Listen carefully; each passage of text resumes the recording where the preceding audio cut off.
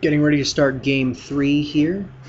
Agnt Smashing is opting to go back to his Protoss. We're going to have Brotoss versus Brotoss on Typhon Peaks, which is another 4-player map. It's pretty large. The natural is pretty easily defended in this map. This is actually the first time, well, because Andrew and Matt did not make it to the 3rd game. This is the first time we're going to see this map played in our league, so I'm interested to see how it will go. It's actually not a super large map by any means, but it's not small either. There are 2 towers in the middle, which will give users quite a bit of sight over when and where their other opponents are coming. They again got cross positions, however, this time up in the far right hand corner we have FilmeCox, and in the lower left hand corner we have Agnt Smashing, both playing Protoss. Let's see how they opt to play. I do not recommend Forge Expand here. Yes. Good. Okay. Both players opting to play almost identically. Let's see if they're able to scout each other. They are not. Cardinal rule, always go counterclockwise, so you are doing correctly. Well, always go to the left, which I guess is clockwise. Doesn't matter.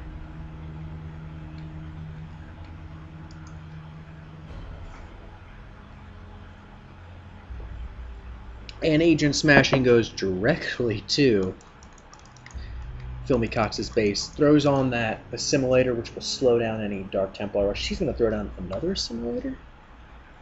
Yes, he is. He's going to throw down another assimilator.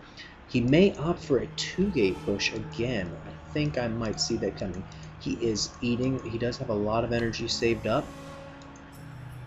He's blocked any attempts of Stalkers at this point because he will have no gas with which to get Stalkers. Are we going to see another 2-gate push? Are we? What about units? Yellow does have more probes than orange. Not for long, though. What are we going to see? We are going to see another 2-gate push, I do believe.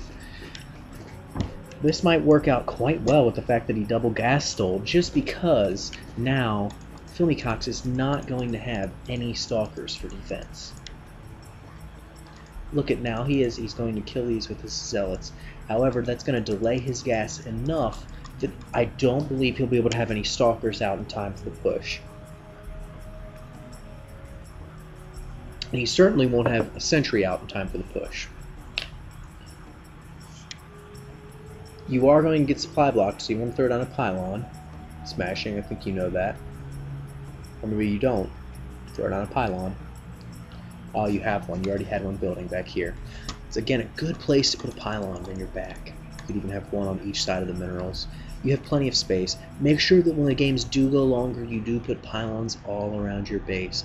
And make sure when they do go longer, we get our upgrades. What you could have done in this case, and what I do believe is going to cost you the game, is that you could have, when you notice he stole both gas, and knowing that Smashing likes to play in this aggressive, kind of cheesy 2-gate manner, and knowing what he did to you game 1, you could have dropped a Forge and put cannons, because they only cost minerals, and they will have range. You could have even fully blocked, completely blocked with a pylon, and then put cannons behind it, which would definitely stop any rushing he has, and then later on you can kill your own pylon to get by. If we look at the unit count, the Zealot count is actually relatively even. As long as you keep pumping out units here, you may stand a chance to stop this. You need to keep pumping Zealots though, merely because he's going to have to walk across the entire map to reinforce, whereas you'll be spawning right next to where the fighting will be going on. Like I say, it's much easier to defend than it is to attack, especially in these long positions. So he is moving out. He is moving out. Is he throwing down a Cybernetics core? He is not throwing down a Cybernetics core. So he cannot do warp gating, and they've also nerfed warp gate timing, so it's going to take a lot longer, especially when he doesn't have any chrono boost for it. He is building one more zealot. The zealot count is actually relatively even. Two gate robo. That's an interesting build. Again, when you do this and you transfer your workers and they have gas and things, just hit C. They will automatically return the gas and then go back to mining these minerals. You now have an equal zealot count, so barring some absolutely ridiculous microplay, you should come out just fine in this endeavor. Stay in the choke. You are now, well, he now has a stalker, but it's all two stalkers there back at his base though. You are going to be able to hold this off as long as he doesn't bring. You have as many zealots as he do. Make sure you attack. Yes, there you go. You can definitely hold this up. You don't need to micro in this case. I mean, you could just stick them on hold on the bridge, really, and then you don't have to worry about him killing anything. You should chrono out an immortal. That would be amazing. Immortal. You don't have enough gas, unfortunately. You're building two stalkers in one gateway. Well, if you canceled the double stalkers, then you could build an immortal. You are going to have more than enough army to hold this off, and you've now taken back the probe advantage. Don't be scared here. Don't be scared in this case. Pull that guy back. Pull that guy back. You're going to lose that guy. You're plenty fine here. You don't need to lose this pylon. You don't need to lose this zealot. You have as many guys as he does, and you just lost that pylon for no reason. You could have had your army sitting right on this ramp, and you wouldn't have to lose anything. You're now a supply block, which is really going to hurt you since your army is even, and he's warping in reinforcements. You did not need to lose that pylon because you had an equal army, but now you don't. Now you have to wait for this pylon to complete or for your army to die before more can be made. You do have warp gate finish, which means you need to switch these into warp gates. That way you could warp in instantly as soon as you do lose some people. It looks like it's going to be GG here, 10 minutes into the game on a 2-gate rush. Yes. So, yeah, here, Matt, you had an equal army to him, but you kept microing backwards. That was unnecessary.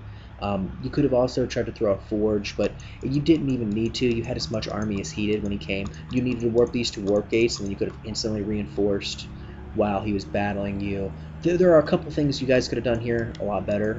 Your worker count was even for both of you. That being said, neither of you used the gas that you could have got a sentry, and you could have just force fielded the ramp, and then his army can't come up the ramp, and you can build more units and just keep the ramp indefinitely force fielded. You definitely could have gotten an immortal here, chronoed it out. That would have killed these stalkers and these zealots even very quickly. Sentries are just so good, especially on these little ramps. You can force field these little ramps. Sentries are extremely good. So in the next game, try to make sentries, try to do different builds that work better, and different builds that work better. Different unit composition would have been better. Also, you don't need to retreat when you have an equal number of guys. You could easily hold because he has to reinforce from across the entire map. Good games, nice cast. Congratulations to Chris and Agnt Smashing. I guess we're all friends here. Agnt Smashing and It's a Trap, who have won this week's games. I will have tomorrow's games posted. Well, I'll probably have it posted about the same time I have this video posted. Good night.